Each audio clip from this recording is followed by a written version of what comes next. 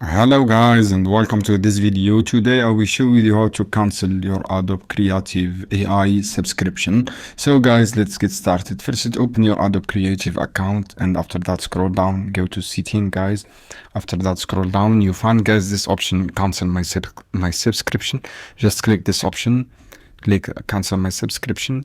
After that guys, what you have to do, click this option, and after that scroll down, write your reason to want to leaving, and for example other, and write too expensive guys. This option, it's too expensive or something like this, and how you like, write random one and click I want to cancel, and write something from here guys, random something, and click I want to cancel, and click this option, cancel subscription.